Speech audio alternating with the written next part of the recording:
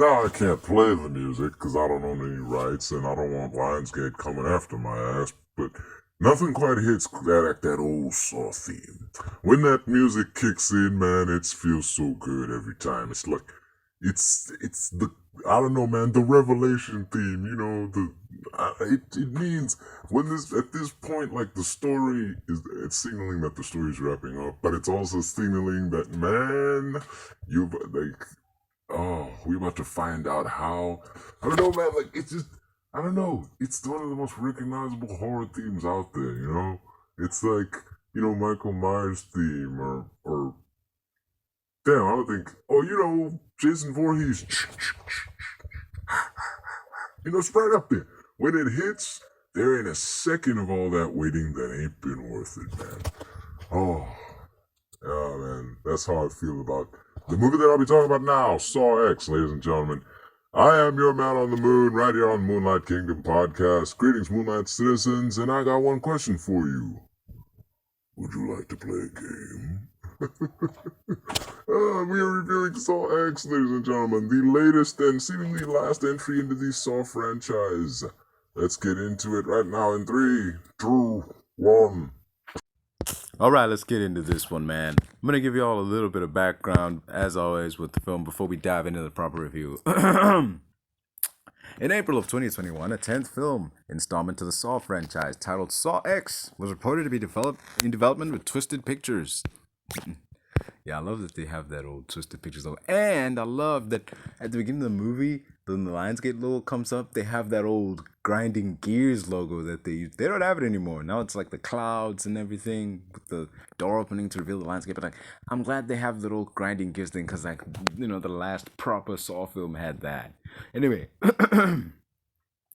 Josh Stolberg and Peter Goldfinger, writers for the 2 previous entries of the Saw movies, Jigsaw and Spiral, confirmed that the script was completed in December of 2021.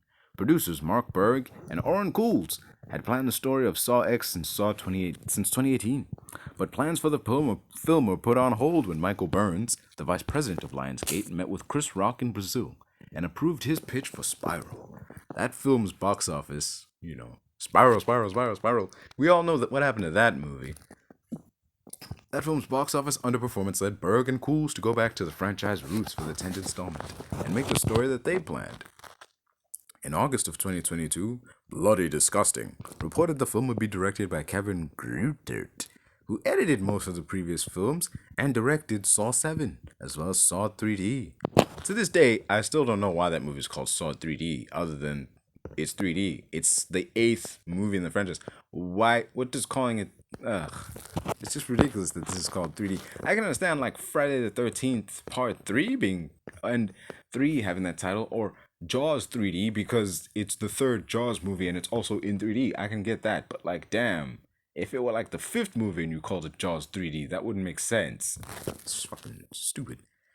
Anyway, business is booming. Back to the casting. In October of 2022, tobinbell was confirmed to reprise the role of John Kramer / Jigsaw. Greutert told Empire that Bell is featured in the film more than any other in the series. You're darn right it is, man. This movie is more Jigsaw than the movie called Jigsaw.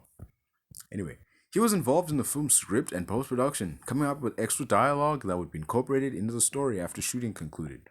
In December of 2022, Signore Makodi Land, I hope I got that right, Stephen Brand, Michael Beach joined the cast, along with Renata Vaca, Pauletta Hernandez, Joshua Okamoto, Octavio Hinojosa.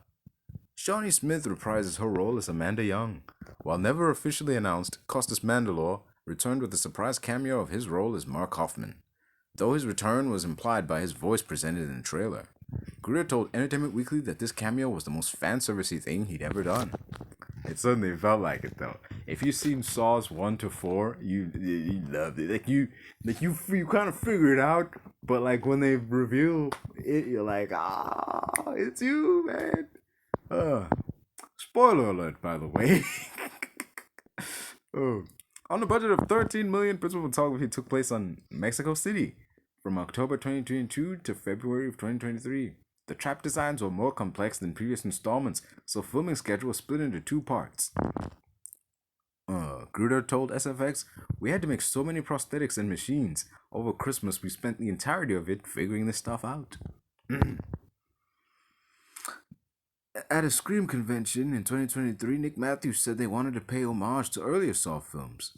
He explained, "I think for Kevin and I, it was really important that we were able to pay homage to all the earlier films. We love that the early films are 1:85 aspect ratio. We love their textural, they're gritty, and there's really bold yellow color clouds. We want to do our work to harken to that, with pervasive darkness and really throwing the audience's subjective right into this graphic, gritty world." Post-production. Much of the gore was done with practical effects, with CGI only being used for touch-ups. The filmmakers considered the use of visual effects to de-age Bell and Smith due to the 17-year age gap between their appearances in Saw 3 from 2006, in which their characters both died, and Saw X. However, they chose not to pursue this course of action. Gruder expressed his support for this decision, saying that some of the films have de-aged these actors, it puts some distance between the character and the audience, and feeling that Bell and Smith have some emotional close-up that should not be altered. It also helps that, tobinbell just doesn't, I don't know, he still looks like he did back then. No, not exactly. He had a lot more, fat to his face. He's a lot leaner now than he was then, but still, he doesn't look drastically different. You could believably buy, you can't suspend your belief when looking at him. Even Amanda, she hasn't aged that much, dude. She had short hair back then, she's got short hair now. And, Amanda still looks like Amanda. Jigsaw still looks like Jigsaw. There's not a lot going on there. Anyway, ladies and gentlemen, that is the background for this film. As of October 9th in 2023, Saw X has grossed $33 million in the United States and Canada, with $23.7 million in other territories, calculating a total worldwide gross of $57 million. $57 million off a $13 million budget. Now that's a success right there, man. It ain't like these modern blockbusters, superhero movies and so on that make back their budgets and are still a flop. This movie made back its budget. No, this movie made back double its budget and then some. So, yeah. I'm glad the Saw franchise was able to go out on a high, essentially. This high that it's going on out now. And, this is the last movie in the franchise, and I'm all for it. And I will now explain why I'm down for that whole decision in 3, 2, 1 as we get into the actual review, ladies and gentlemen. The Jigsaw movie. That's what this movie is. This movie should have just been called Jigsaw, and that other movie should have just been called Saw 8. What's wrong with Saw 8? You could have had a really nice trap in there that looked like an 8 or infinity or something, You could have called it, I don't know, Saw... So I don't know, something. Just Saw 8. Man, what's wrong with Saw 8? Saw X I. X, wait. X I.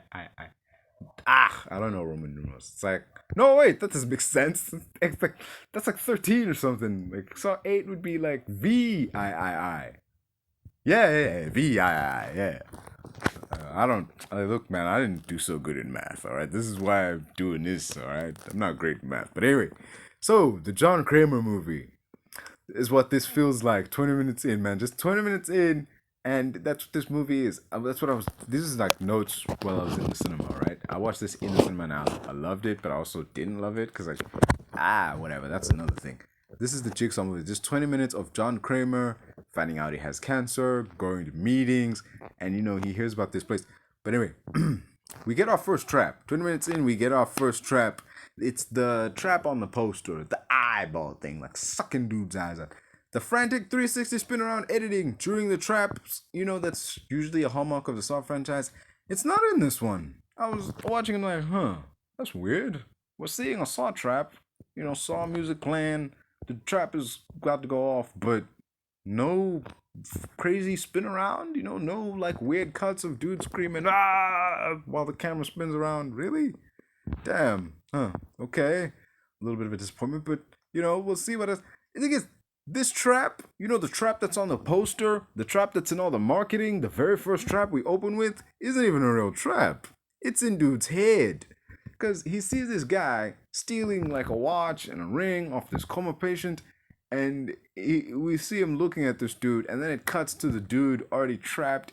he's hooked up to this thing that's like hooked up to his eyeballs, and it's gonna suck his eyeballs out if he doesn't, turn the dial all the way before the time expires.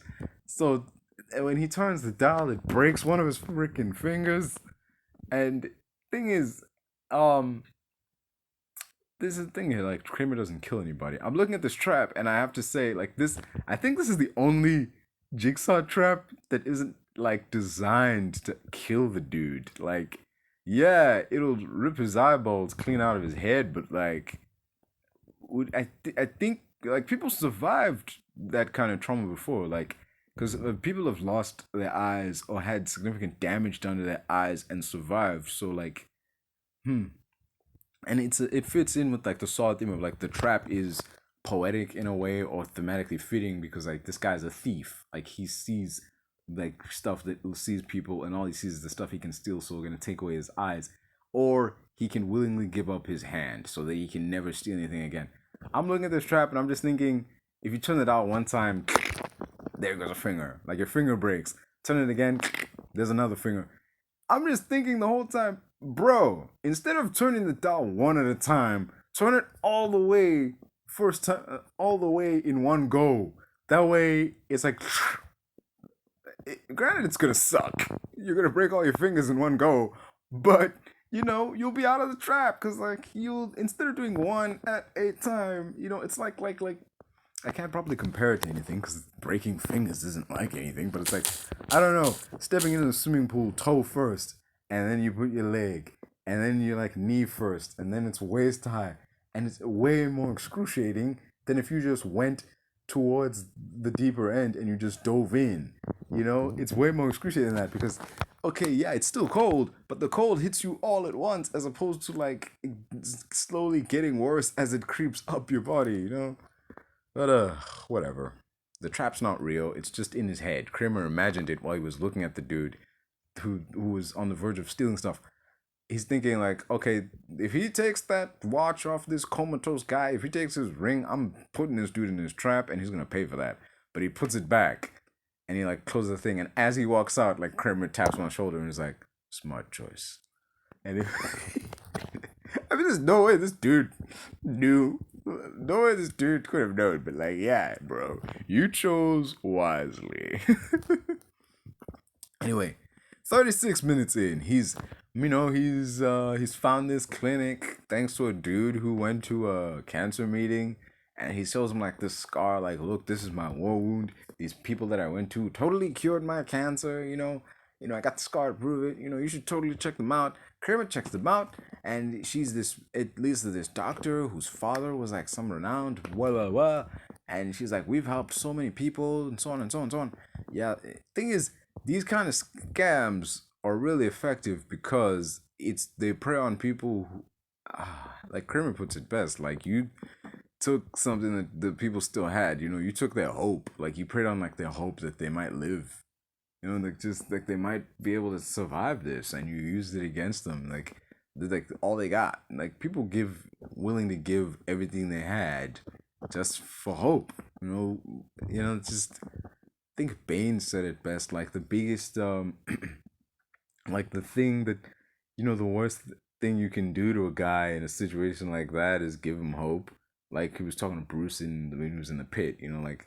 So like the worst thing you can do to someone in this kind of position is give them hope that they might make it, even though deep down they won't. Cause yeah, like Kramer is like hopeful that this clinic that he going to in New Mexico just might be able to like heal him up, and yeah, so he goes there, meets this woman, and he meets her assistant. He meets the doctor who's gonna be doing surgery. He meets this girl, I don't know anybody's names. I literally just named everybody like the description, or like, doctor lady, or, stripper lady, like just the characters are Dr. Cecilia, Gabriella, and Sears. Like those are like the people I know, like Sears. I know those main people. Okay, so he meets Gabriella.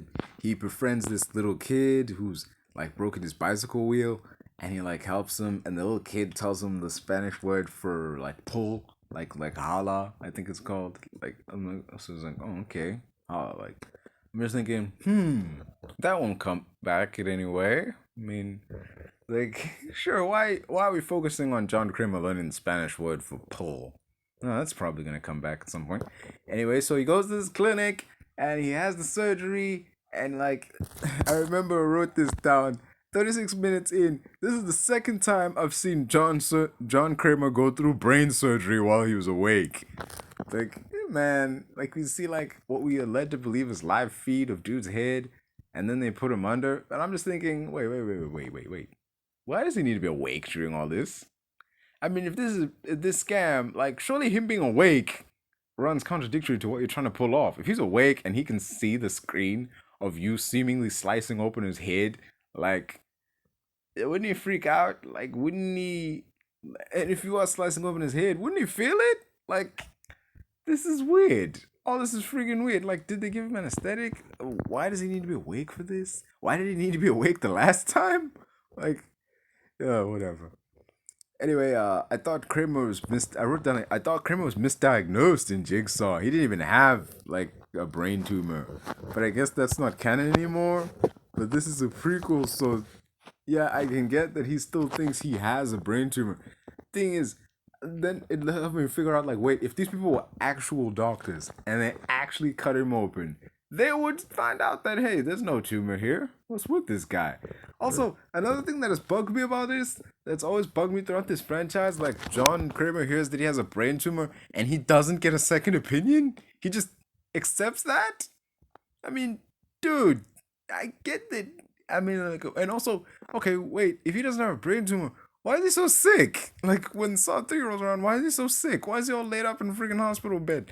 If he doesn't have a brain tumor and he was misdiagnosed, why is he so sick? Why is he dying? What's he dying of, man? Like, oh, and then I found out, actually, apparently, like, dude has cancer in conjunction with his brain tumor. So, like the cancer would kill him, but the brain tumor would kill him a lot faster. He could live with the idea that he has cancer. I think it's a cancer that's bad. You know, like it's bad, but like that brain tumor will kill you quicker than the cancer. So like that, yeah, that's a huge problem. I can see why you would want to fix that, you know, pronto. But like the cancer, you're not trying to do anything about because it's cancer. You're not gonna do anything. I mean, you can do chemo and whatnot, but other than that, it's not a whole lot. There are ways to like ease your way through it, but like it, you know, he accepts that at some point he's gonna die. He knows at some point he's gonna die, but he wants to fight this brain tumor because he doesn't want to die soon, like so soon, because there's still a lot of work that needs to be done. Because this is set after Saw 2, so in his mind he hasn't really fully gotten into the swing of his work. Yeah. So after John, like he wakes up, and one day just I don't remember what triggered it, but one day he decided to take his head was wrapped in a bandage, and they told him like take these pills, they'll help with the pain. Take this, it'll help with recovery, and after a while it'll be like head was never scarred. So yeah, he finds out that the surgery was bogus somehow. Oh yeah, I know how. He goes back to the place that they used to like give a bottle of like wine to this lady, the doctor lady, Dr. Celia, I think, and to give her like a bottle of alcohol. And he discovers the whole place is deserted. Everybody's fucking gone. Like the place is empty. Like the Gabriella's gone, the doctor's gone, the machinery, everything is just out of here.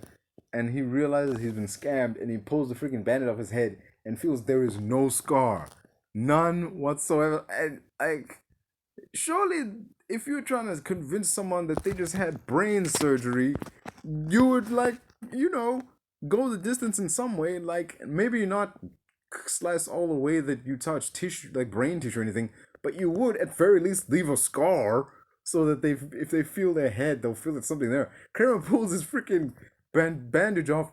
All his hair is still intact. There's nothing. And it dawns on him that he got played. I'm just thinking, damn, man, John Kramer got played. It's like, it reminded me of that one issue of Spider-Man where Green Goblin went back to his hideout looking to restock and all his stuff was gone. And he like choked.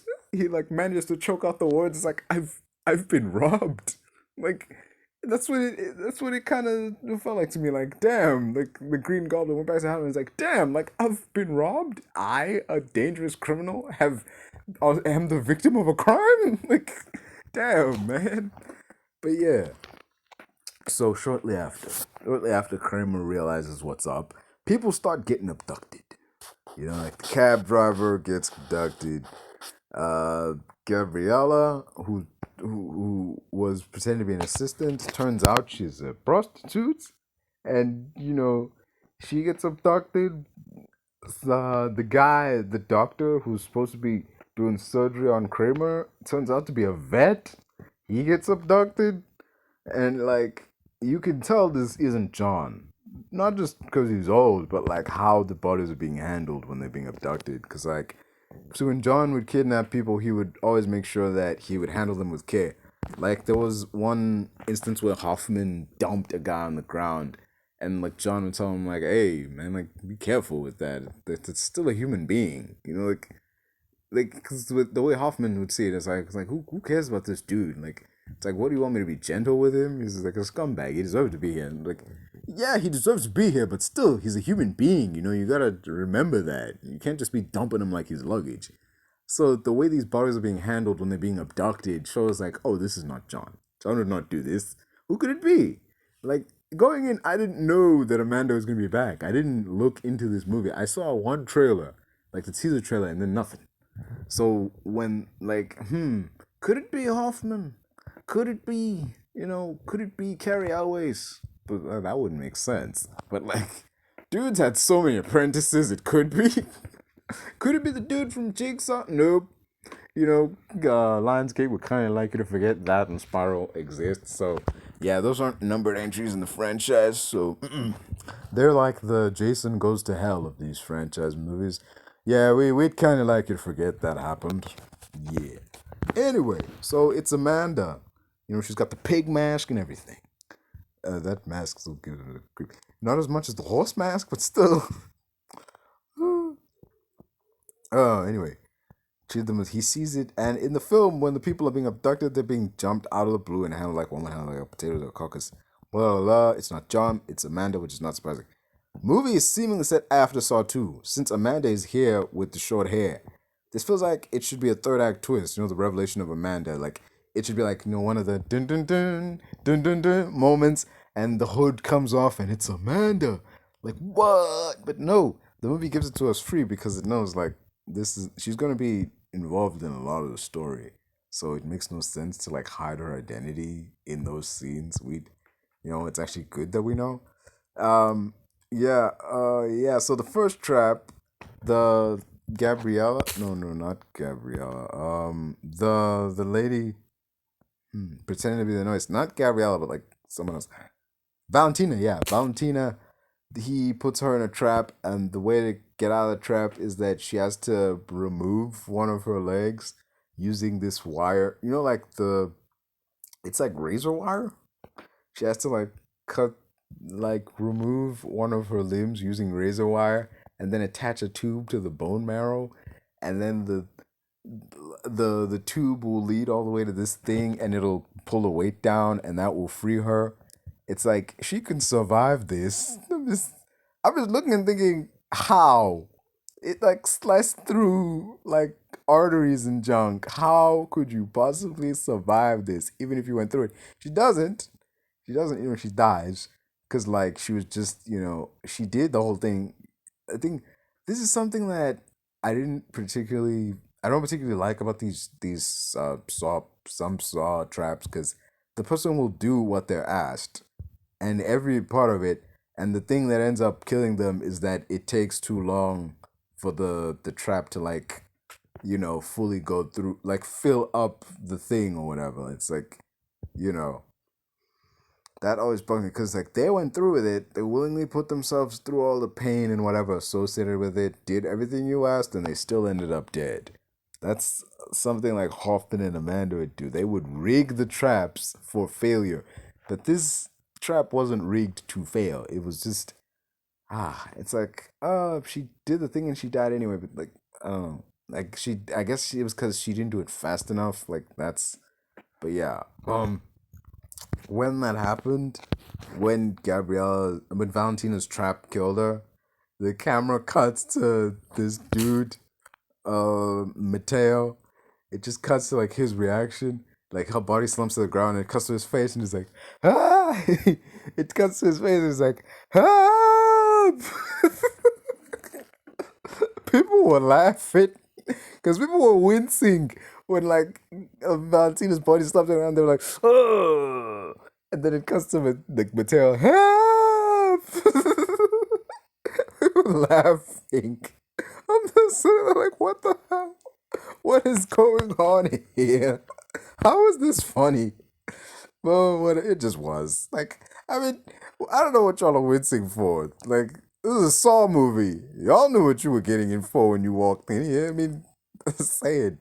But there was this other scene. This movie's funny in some places. Like when uh Dr. Cecilia, I think her name is. Yeah, Dr. Cecilia rips out Valentina because like her phone is in her jacket. Her jacket is on this chair, and they need to like reach to grab the phone. So she moves over to Valentina, and she like rips out her intestines, and they use it like man. They were because before they were like, man, if only we had like a rope to like reach over and grab it. She pulls out Valentina's intestines and goes, "We have a rope." Just oh God, this is gross, dude. This is messed up. oh, mm. Yeah. It's about an hour and a half in the movie before we even see Billy the doll. Hey, Billy's back! A little creepy doll with the black hair, rings on his cheeks, and riding his little tricycle. It's creepy as hell. It's still creepy.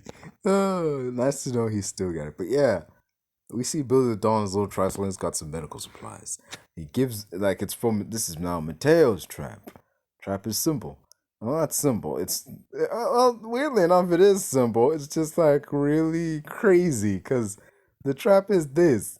It's that you gotta take you have, like, a bone saw and, like, tweezers, like, medical tweezers, and the trap is that, he's trapped in this thing that's gonna cook him alive if he doesn't, do the thing. So he has to take a bone saw off like a chunk of his head, remove the bone, and then reach in, pull out a piece of his brain, and then put that on its, like, let it dissolve into like this little trip. I said, once that dissolves, it'll let him go. And I'm just thinking, what the hell? How's he gonna see? Because like Jigsaw explains, like, yeah, some people undergo this surgery, they have like part of their brain removed, and they will function just fine. I know this is true because people have been shot in the head and survived. So like a dude survived World War II. He had a bullet lodged in his head. He lived. He like spent decades with a bullet lodged in his brain, and he lived. So like Mateo pulling out a chunk of his brain, I'm just thinking it's like I've given you like Jigsaw tells him I've given you everything you need except anesthetic. Like you gotta be awake and you're gonna feel all this, which is kind of poetic because when they were hooking up John for that phony surgery, he had to be awake and feel all this while they were so apparently cutting his head open. Like, yeah, um so he goes through with it, and another thing, this isn't the person died not because they refused to do the trap, but because they didn't do the trap fast enough. He removes the brain, puts it in the thing, it's dissolving. As it's about to dissolve, timer runs out, and, he burns. Yeah, he offs, like he's finished off. But like, damn man, the funniest character in this whole movie is now gone. Now there is no joy. Moving on, we want to do Gabriella. All that's left is Dark Cecilia and Gabriella.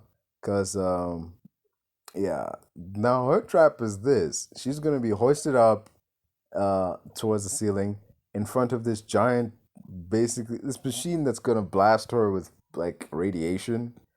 Like, cause X-rays are no, like, yo man, when you take an X-ray, all right, I saw this on A Thousand Ways to Die. When you take an X-ray, it's like flash, hits you with this radiation, and the radiation is able to generate this image of like the X-ray.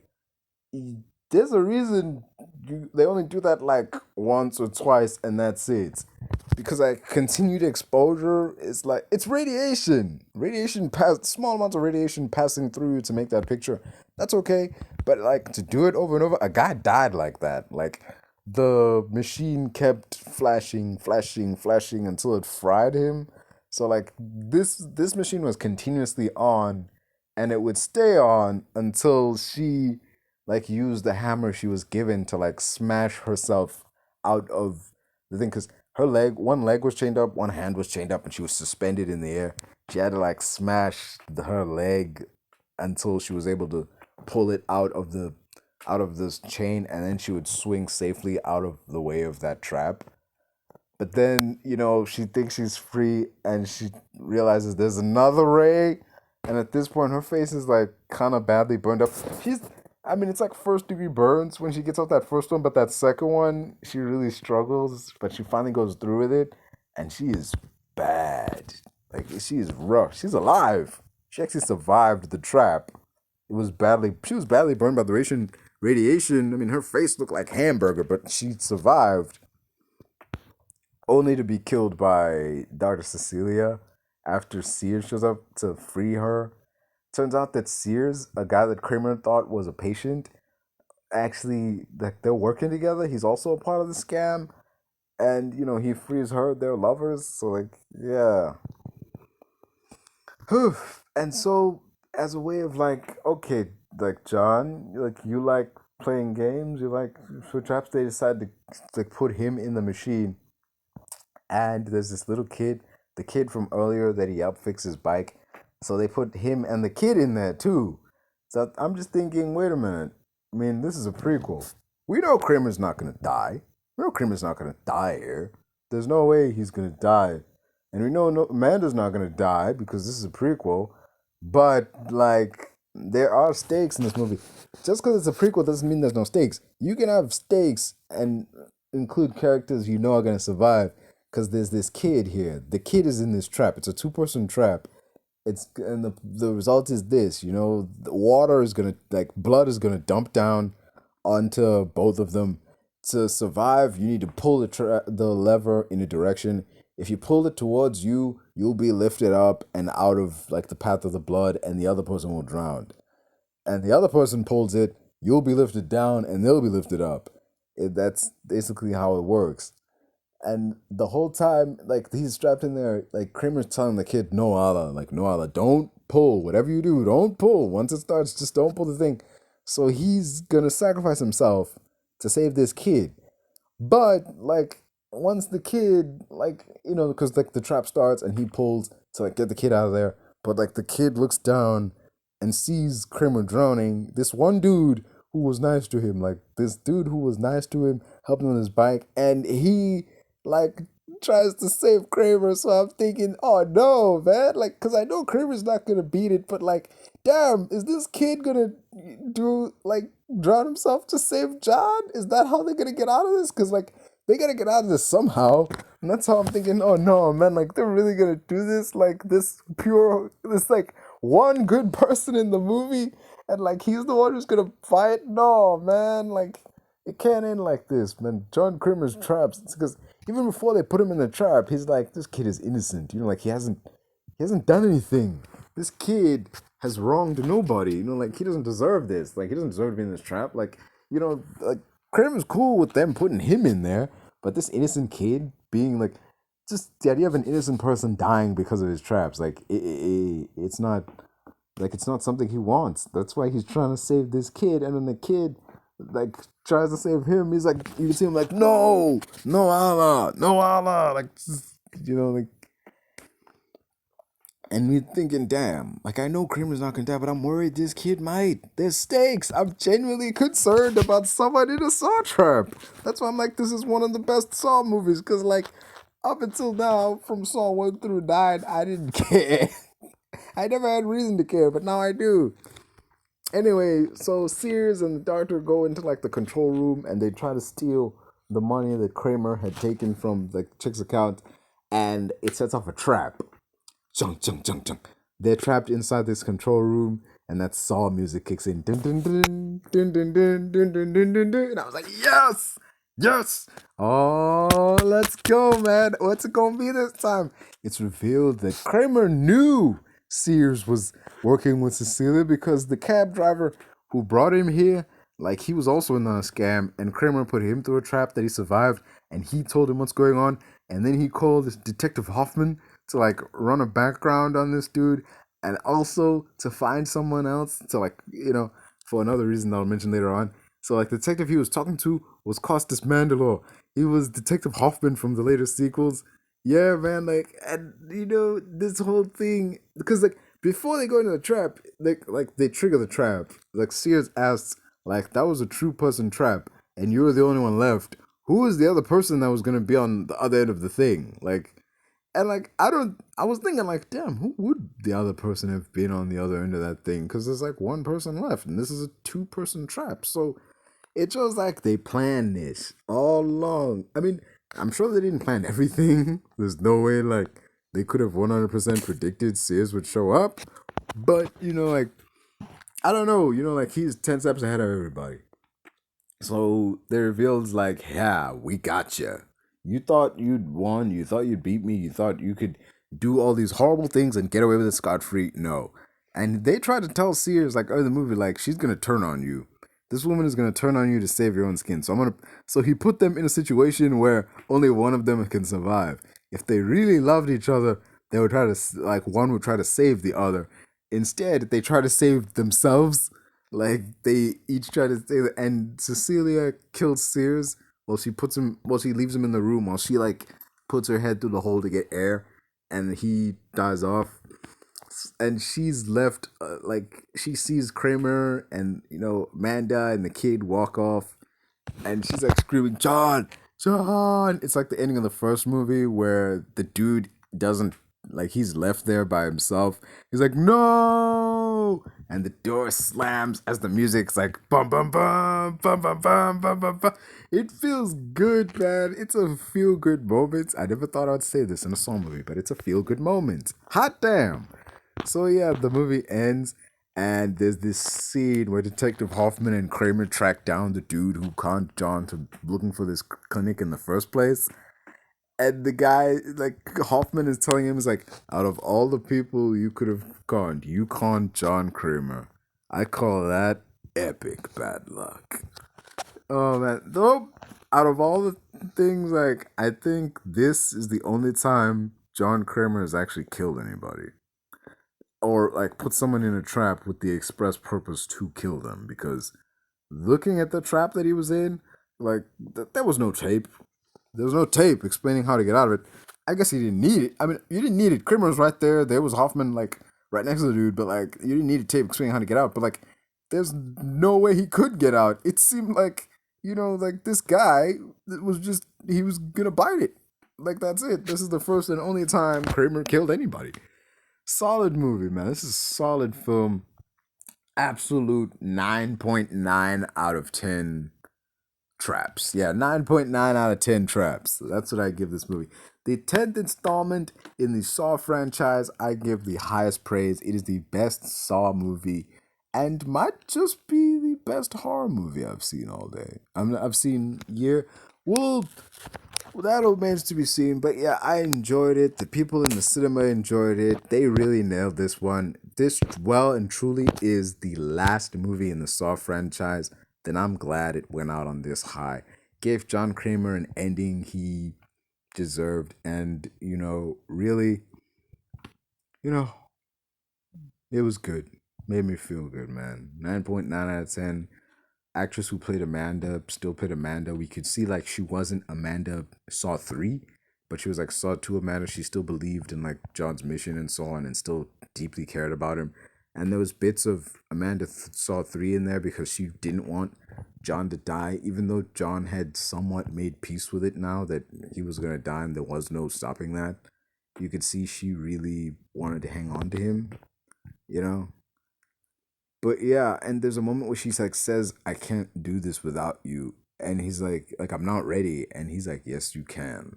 Like, And the later movie would be like, she really couldn't do this without him. She couldn't stand the idea of not being without him. Because in the third movie, she's like, whatever. She kind of breaks down at the process, like, he's going to die. There is no saving him. And she snaps. Like, so yeah. But anyway, this movie I really enjoyed. It was funny in some places. It was the gore was hard to watch in places, which means it was really good. I appreciated the practical effects, the traps. I appreciated some of these traps. May not have appreciated the strict time limits and everything, but the movie overall was spectacular, man. 9.9 out of 10. This has been another episode of Moonlight Kingdom Reviews. I've been your man on the moon, and well, I'll see you all soon. That's all I got to say.